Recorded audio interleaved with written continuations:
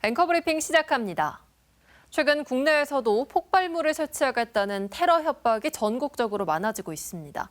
많은 사람이 오가는 시설과 공연장, 공공장소, 학교 등 대상도 다양합니다. 이런 협박으로 많은 사람들이 불안에 떨었고 수업에 차질을 빚거나 공연이 연기되고 행사가 취소되기도 했습니다. 대표적인 사례가 지난달 5일 신세계백화점 본점 폭파 협박 사건입니다. 경찰 수사 결과 온라인 커뮤니티에 테러 협박글을 게시한 범인은 제주에 거주하는 중학생으로 형사 미성년자인 촉법소년이었습니다. 백화점 측은 영업 중단으로 인해 약 6억 원의 손실을 본 것으로 추정된다고 밝혔습니다. 무엇보다 공권력과 혈세 낭비도 심각합니다. 폭발물 테러 등 허위 신고로 인한 경찰 출동은 2022년 4,200건에서 지난해 5,400건으로 약 28% 늘었습니다. 그리고 협박 신고로 경찰력이 투입될 때마다 한 번에 최소 수백만 원의 혈세가 들게 됩니다. 정부는 2023년 허위 협박범들에게 3건의 소송을 제기하며 1,200에서 4,370만 원의 손해배상을 청구한 바 있습니다.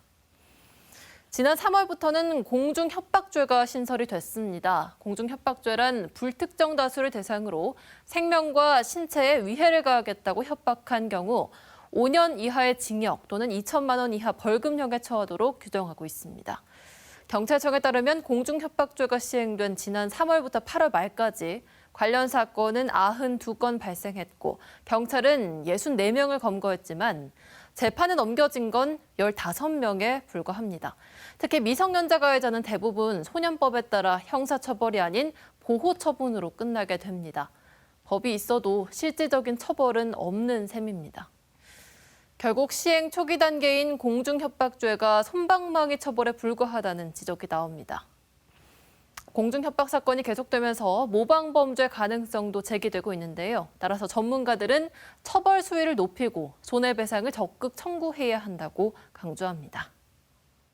허위 테러 위협범들은 자기가 인터넷에 올린 거 그리고 팩스 넣은 거 이걸 가지고 그 많은 경찰력이 막 움직이면서 막 그 언론이나 방송에서 막 대서특필되는 것에 스릴을 느끼기 때문에 오히려 과도한 대응을 자제하는 것이 좋은 방법이다라고 하는 것이 이제 하나의 대응 전략인데요. 즉 불필요한 과도한 반응이 모방 범죄를 더 부추긴다. 이런 논리에 의한 것입니다. 그러면 어떻게 하느냐? 조용하고 아주 치밀하게 범인을 검거해가는 방법이다. 이런 거고요. 그래서 나온 것이 최근에 경찰청에서는 허위 협박 대응 그 매뉴얼을 만들어가지고 저위험인 경우에는 경찰 특공대를 보내는 대신에 순찰력을 강화하는 것으로 이게 좋은 방법입니다. 폭발물 협박만으로도 강력한 처벌이 가능하도록 법률 개정이 필요합니다. 실제 폭발물이 없더라도 공공의 안전과 질서를 심각하게 이미 위협한 것으로 간주해서 중범죄로 처벌해야 할 것이고 우리 일반적으로 형법상의 협박죄는 개인의 법익을 해하는 죄로 규정이 되어 있습니다.